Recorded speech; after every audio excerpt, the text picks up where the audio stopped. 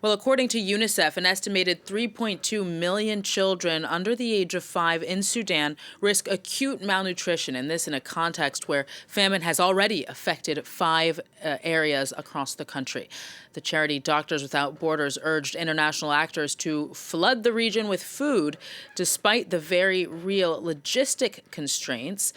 Civil war between the paramilitary rapid support forces and the Sudanese army has been raging for a year and a half, bringing one humanitarian crisis after another. And Sudan is also now home to the world's largest displacement crisis, with some 12 million people uprooted from their homes. For more on this, we're going to cross now to Tariq Riebl, Global Program Strategy and Innovation Director at the Norwegian Refugee Council. Thank you very much for joining us.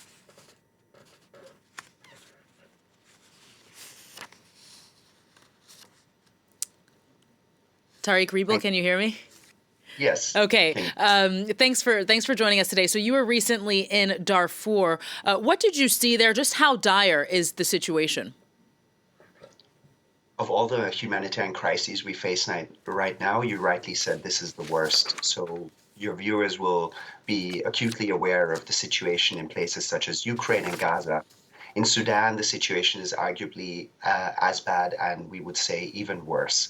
As you mentioned, there are two factors to this. One is the war, which is now close to its second year without any ceasefire in sight. And now added to that, we've had famine, which is affecting almost half the population, which is facing acute food insecurity as of now. So we're talking about 25 million people almost that don't have enough to eat. So how easy is it to access some of the hardest hit areas? I imagine there are a bunch of logistical difficulties that need to be overcome in order to get humanitarian assistance, including food aid, to those who most need it. Absolutely. And again, we're talking about such a vast country. We're talking about a country of more than 50 million people as big as Europe, if you will. And logistic constraints put aside, we have fighting going on, so we can't cross certain parts of the country to reach people. But second of all, the entire economy has collapsed. There is no way for humanitarian assistance alone to plug the gap for 50 million people's needs.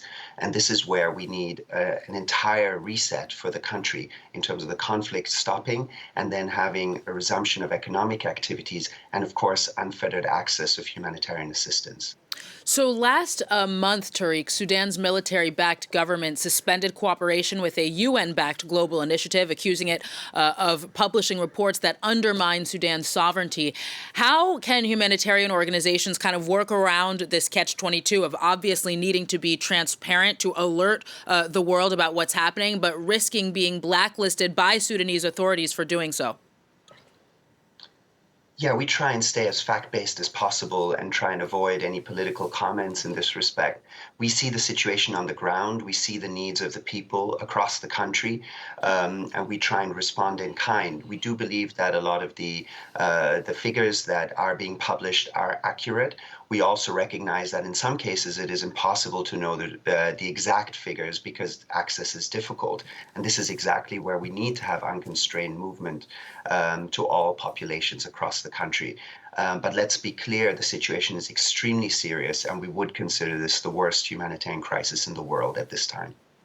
On Thursday, the Secretary General of Doctors Without Borders told AFP journalists that we're seeing a global humanitarian failure in terms of the response to the situation in Sudan. What do you attribute that to? Why is that happening?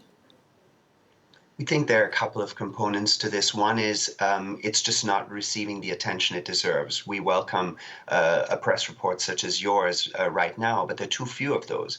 Very few people are even aware that this is the biggest crisis. They would mention Ukraine and Gaza, as we've spoken before. The second part is that, commensurate to that, there hasn't really been the diplomatic efforts that are required by the main countries that would be able to influence the actors on the ground. So we're not seeing large-scale mediation efforts, we're not seeing large-scale diplomatic efforts, we're not seeing the funding that this crisis needs in order to meet the needs of the people. So we think that there's as you said, far too little attention. And then that reflects on the second level, which is the operational one, which is that we are constrained in our resources to reach people. And on top of that, in one of the poorest countries in the world, with logistical access constraints, poor road conditions, you're in the middle of the desert, and with remote communities sometimes unreachable. So several layers to this. Tariq, as a final question for you, because I know you have quite a bit of experience worldwide as a humanitarian worker, I'd like to know how you see this crisis in comparison to other crises that you've seen. What is the thing that people should remember, retain most from what's happening on the ground in Sudan today?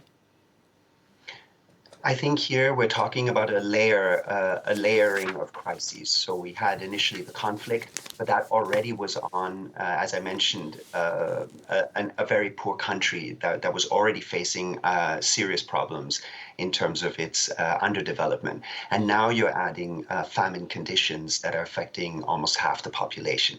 So I think it is difficult to just say it's anymore just about one factor. There's several factors contributing to this. So what I would say to your viewers is, imagine if you were dealing with being one of the poorest people on the planet, there was fighting erupting around you, and then you were unable to find food to eat, and the entire economy collapsing. So it's sort of a perfect storm, and we need everything possible to stop this.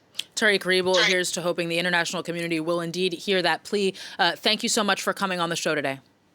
Thank you for having me.